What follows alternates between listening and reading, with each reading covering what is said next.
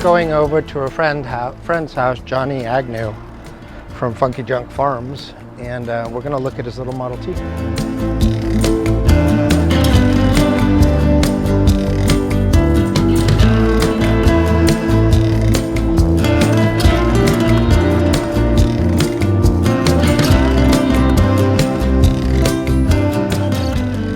Hey man, what's happening? How you doing? Good to see you, buddy. Good seeing you, man. I'm glad you can make it finally. Finally, right? I know, man. Looking good. Oh, I thought you were doing something like back up.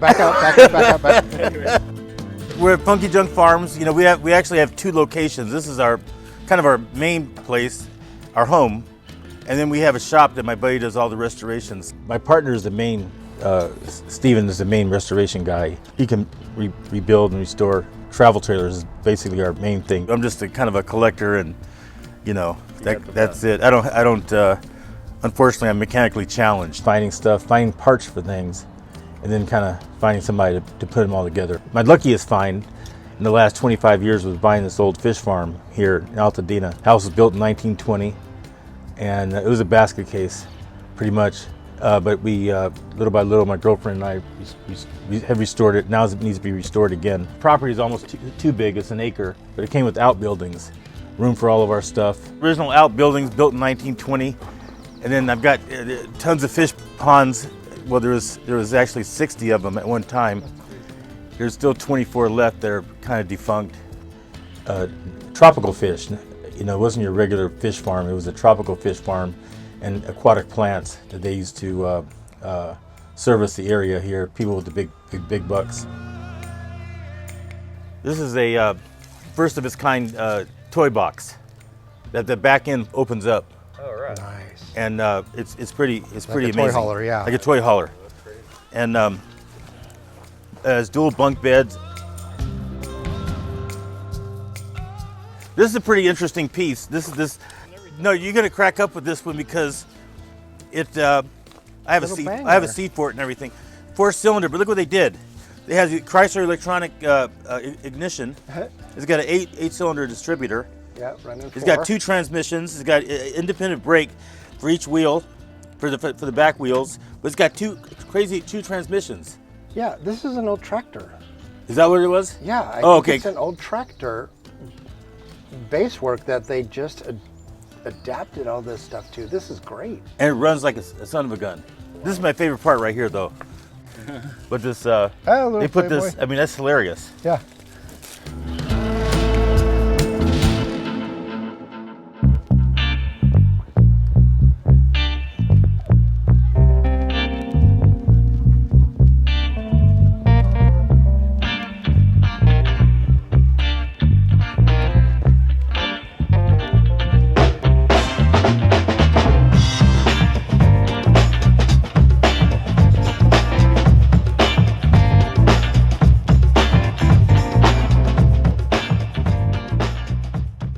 I've owned hundreds of vintage cars. Never have I had a roadster before or anything this vintage. When Piro first brought your car up and doing some work, I was like, nah.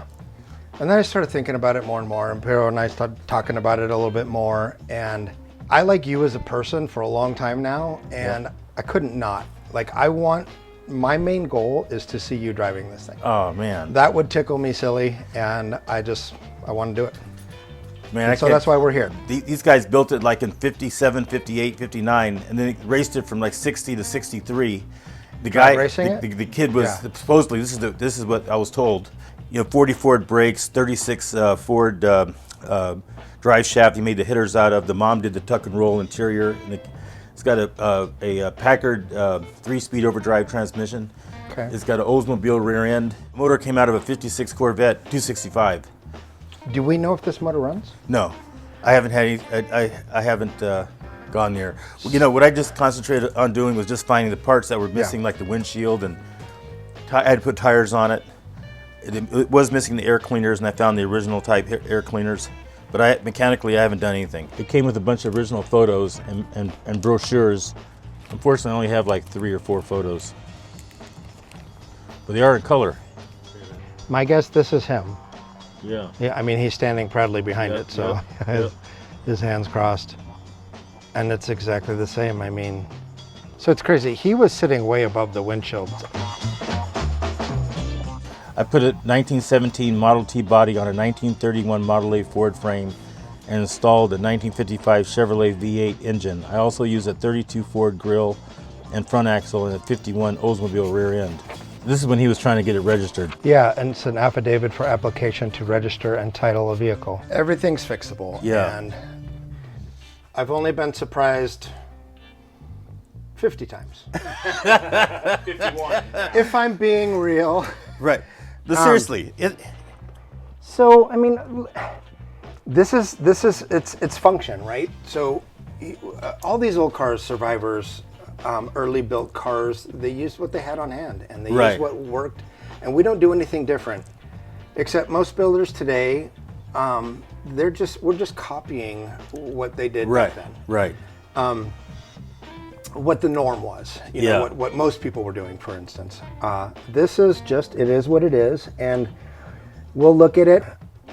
What is this era? 60s, early 60s? Yeah, well, they built it, they garaged it in 63, Okay. 64, and up until last year, the guy died, and his estate, a friend of mine bought it from the estate. This is a home built, I got the receipts for it, a home built, they bought this like in 1960 for 17 bucks, this bed. Nice. He made it from scratch. How do you like the bumper? That's like my favorite part of the whole car. It's cute. Sitting upright in these, because they're tiny, right? Yeah, This should be up here. right. So you can get underneath it, crawling in still. Yeah, But then so you'll be driving when you're sitting like this, yeah. Yeah, exactly. Look at that steering box. Yeah. I don't know what year exactly, but yeah, it's just early. Even if we swapped this out for something a little more modern Yeah. that you can trust a little bit better, Right. I would probably lean that direction. Yeah. Like a Vega or something, or I don't know if I would go that late. oh, okay. With a Vega, it hides way down here, Oh, gotcha. Cross steering. Oh, And- yeah, that's right. and you could save yourself a little bit of clutter here Gotcha. by doing that. And they're very drivable, very safer. Yeah. But, even as early as or late as a F1 box, Oh, F100. okay. Gotcha, from the 50s. Yeah, we can keep it in the same era for sure. Oh, okay, without very going cool. later like a Vega. What I suggest is that we do the brakes, get the brakes in order, Yeah. then we clear out the gas tank, maybe rebuild the carbs or put different carbs, and then try to fire it up Gotcha. and see where we're at.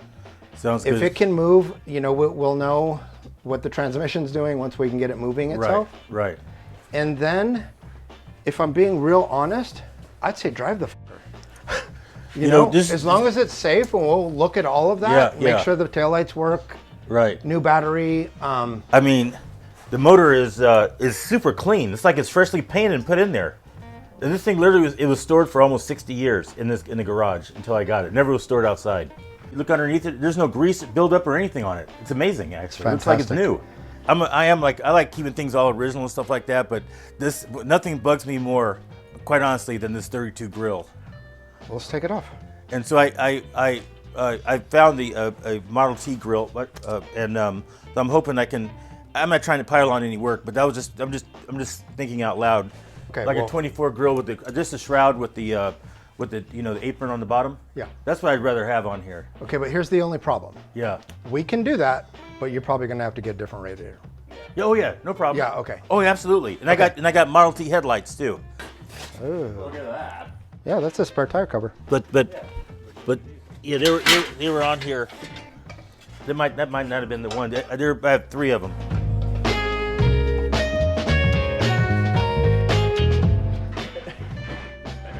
I think they look cool, actually. My guess is they probably went further back.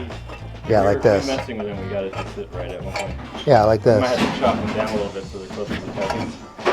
People love to have them way higher. Probably have bigger front tires. Yeah, I think they're cool in here. Well, that one's a rear.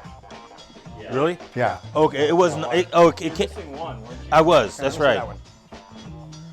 This one was probably made too, unless that's a different type of spare tire holder. It's not Ford.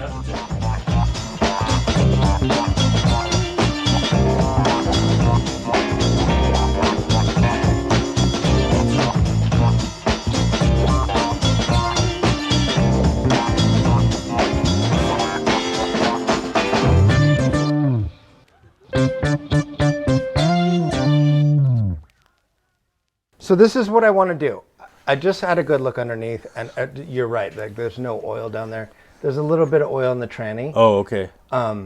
In the yoke area, but that's pretty normal for old cars. But I think I want to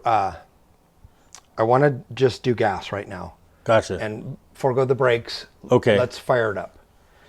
I'm almost 100% this thing's going to fire right up with some gas going to it. And that is going to be a very exciting moment. So, do you want me to, if you take the carburetors off, when that time comes, you want me to take them to a carburetor place and have them rebuilt and then bring them back to you? yeah. That'll help, right? Yeah. Put some plug wires, do the distributor, just do that type of stuff. And is there any kind of fuse box in here? You know, I saw, oh, you know what? Underneath the dash, I think I saw. Yeah, it's just a little, it's a little junction thing. Yeah, junction box. Yeah, let's just fire it up. I'm actually really excited to fire this up because I think it's not going to be a big deal for me. That's very exciting for me. All right, what is this? This is the original roll cage actually was bolted into the car. I took out. I couldn't get in the car with this thing in there. Now we So use heavy. cross training. Right. You're ripped, bro. Hilarious. I worked out. There you go. It's a full day's workout.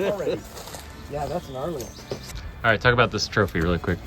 So supposedly this is one of his trophies he won. And that is 1963 drags in Omaha. That's pretty rad. Yeah. Yeah, that's cool. And then what did he wear for protection? And this was his helmet. It's the Korean War. I had to look it up. I looked up the numbers. And it's a pilot's helmet from the Korean War era. 1950s. Early 50s helmet. Do you think he used that to race? And I was told he was. He did. Yeah. This is his race helmet. then the Coors can? That was hanging off the radiator. Oh, that's from the radiator? Yeah. Overflow. Wrap-up plan, what we're thinking right now, we're just going to get the car over to my shop, and we'll pull the carburetors, we'll clean out the gas tank, and probably replace the fuel lines and fuel filter, get some clean gas in it, and carburetors and a battery, and fire it up.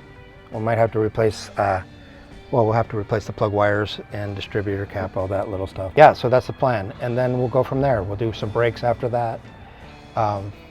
Adjust the seat, fix the dash, do some of the more important things safety-wise. We'll have a good look at it underneath once we can get it under light in my shop, and make it safe, which doesn't look like it's going to take a whole lot, to be honest. We might have to... That's reassuring.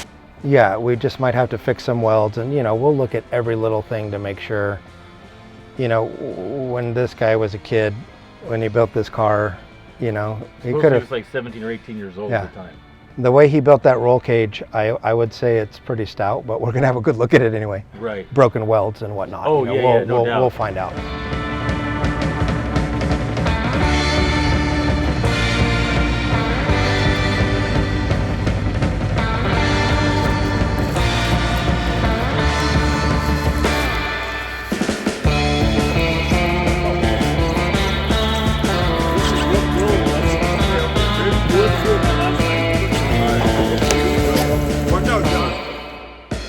Whatever you don't want disturbed, like I don't want to take away the charm of the car, the history, the passion of why it was built certain ways, we'll just make it work. Oh no, I'm excited, you guys. I can't, that's such an understatement to say that. I'm just overwhelmed with gratitude and just excitement and just, I appreciate both you guys.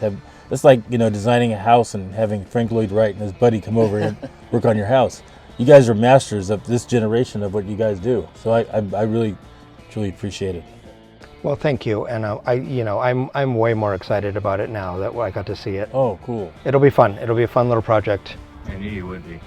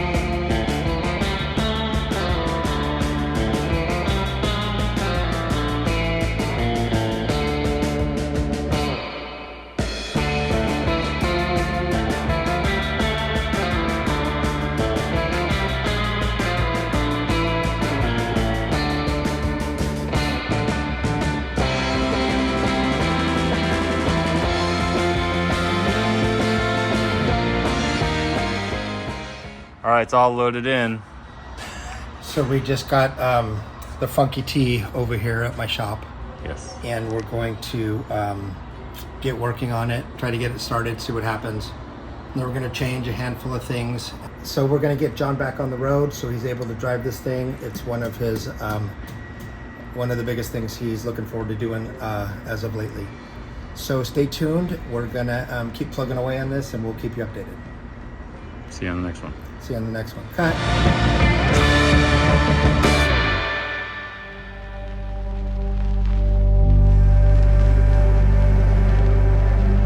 I need the fire department on Riviera Drive.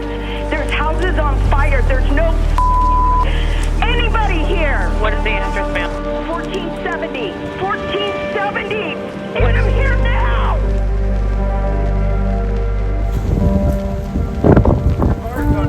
Yeah, I know.